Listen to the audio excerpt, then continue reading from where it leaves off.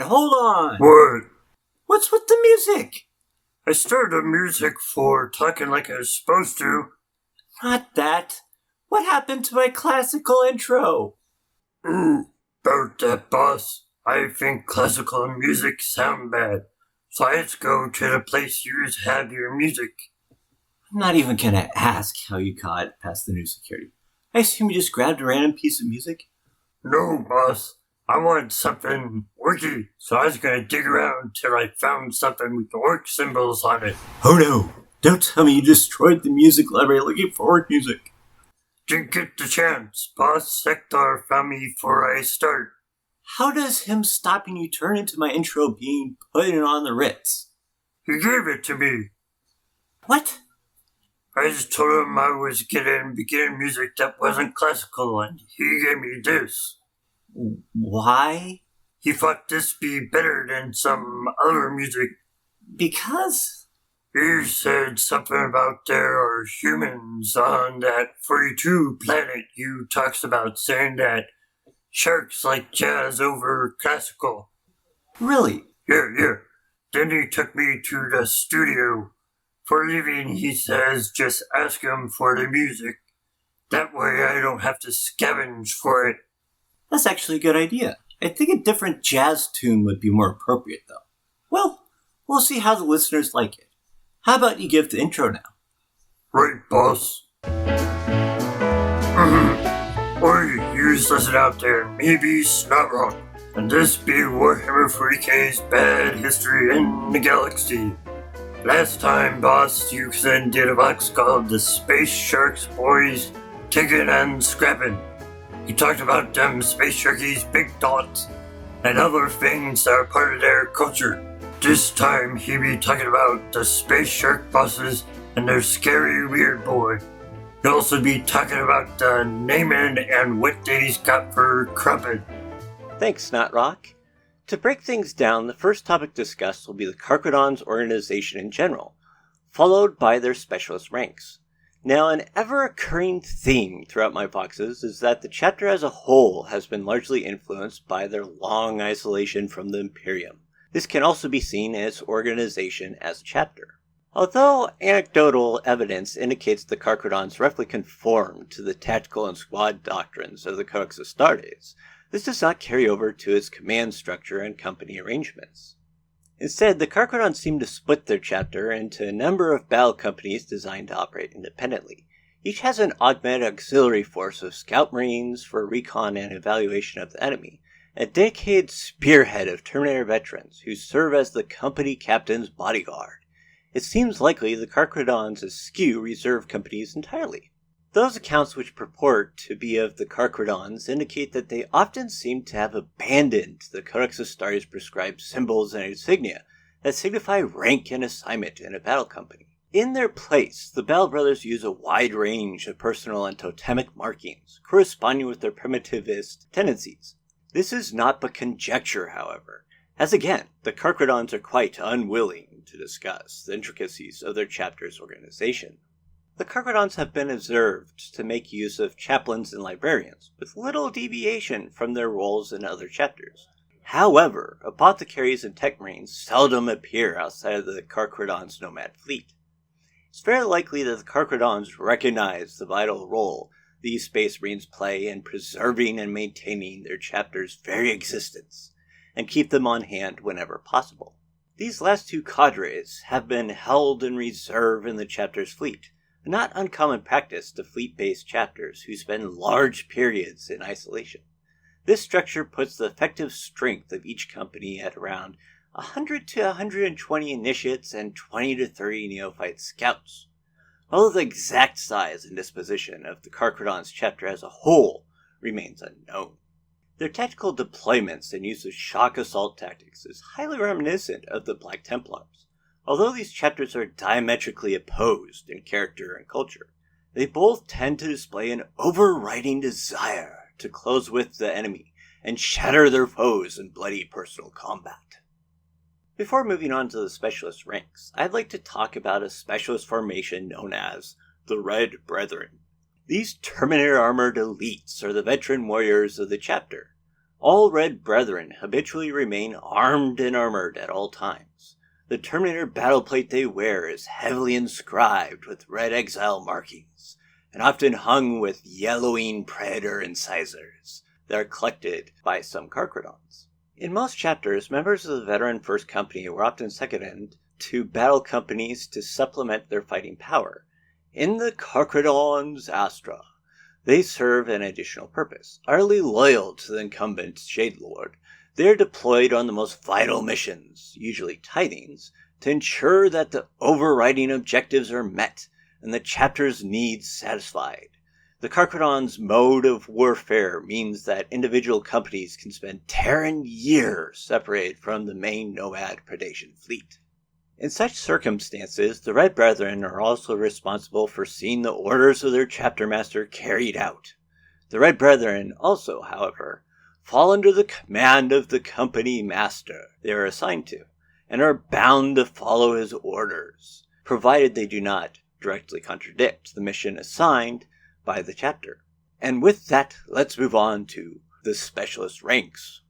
The Carcharodons' order of battle contains several positions not present in other Space Marine chapters, though they largely resemble the standard Codex ranks.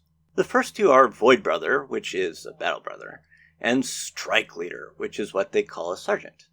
Since the remaining ranks are of high stature, I feel I should at least mention, if not talk about, someone of that rank. And with that, we shall start with the rank of Company Master. This rank is the equivalent of a Space Marine Captain. One such Company Master would be Manfer. Manfer is a taciturn Carcharodon's Company Master who wields the chainblade Skin Shrive and commands the strike cruiser Matahe. He informally fought beside the Indominus Crusade's Fleet Secundus battle group, Bataris, on at least 2 occasions, before slipping back into the void each time. Despite the assistance he and his men gave, the predatory menace he exuded led the battle group's forces to give the Carcharodons a wide berth. Those that saw Manfer's warriors in battle gave him many grim epithets. To the dour companies of the death corps of Krieg, he was the Grey Phantom, while the artillerymen of the Filkun batteries whispered of the Maw Blade. Only a few of Manfer's actions through the Mehoran Belt were witnessed directly, but so many were the sights of his bloody slaughter that Manfer's name became an invocation of terrible vengeance by many of Fleet Secundus. When heretic Astartes of the Wordbearers Traitor Legion defiled the Castella Sanctic on Budor V, the traitors repelled siege after siege. The Diabolists gathered eldritch mists around the citadel, summoning nightmarish demons from the warp, yet other shades circled in the gloom. Manfer sent quick feints against several points around the Castellas' perimeter before he suddenly led a lightning-fast strike from the mists. With augmented strength and savagery, the Carcharodons tore through the defenses where they were weakest. Where the Word-bearers put up zealous resistance, Manfer's warriors fluidly swept back, only for more Carcharodons to attack from another angle. Manfer's chain sword, Skin Shrive, ripped open warp-spawned flesh and ancient relic power armor in frenzied fountains of blood and ichor. Within solar hours, the Castella Sanctic was a dead shell. Its vaulted arches dripped with gore, and in its plazas were piles of bloody corpses, grisly monuments to the imperial retribution. Now, on top of being a company master, a Carcharodon may be given the additional title of Reaper Prime or Harvester Prime. Individuals with these additional titles are given duties that extend beyond the role of captaincy of a company. Now, for those who are given the title of Reaper Prime, they are given the additional duty of ensuring the chapter is constantly supplied with fresh aspirants, normally achieved during the Red Tithes, or when necessary, dealing with the Action Clause, a chapter that some identify as a Black Shield chapter, to get more aspirants. Oi, boss, You mean they the ones in charge of getting the use for their Beaky clan? That's right. If you want to know more information on the Carcharodons recruitment process, including what red ties are and what type of negotiations go on between the Carcharodons and the Ashen Claws, go check out the Vox. The Abyss comes and collects. Likewise, for those who want to know what a Black Shield chapter is, go ahead and check out my brother's Vox, The Black Shield. Wait, boss. Who's the current Reaper Prime? The current Reaper Prime is the Company Master of the Third, Baal Shar. Baal Shar is the grandson of... boss, weren't you gonna talk about him later? Alright, go ahead and talk about the Harvester Prime, Snotrock. Since the boss talked about the Harvester Prime and that fox that had the red ties and stuff, I was gonna tell you what they does. Other than doing top-knob stuff, they in charge of making sure that the Beaky clan has enough Deca and gubbins to keep going. On top of getting it from their enemies and other places, they also get old gubbins for their big mechs, and the mechs give them new Deca and gubbins. They call that the Grey Tithe. The Harvester Prime they got now is Top-Knob Akamu, leader of the second mob. The next rank we have is the Chief Librarian, known as the Pale Nomad. Te Kahurangi is the Chief Librarian of the Carcharodons chapter. It may be noted that Pale Nomad is a name used by the Raven Guard's 11th chapter, which was partially exiled during the Great Crusade and Horus Heresy. Whether or not this is just coincidence is up to debate. With the exception of the Slumbering Greats in their white dreadnought armor, Te Kahurangi is by far the oldest member of the chapter.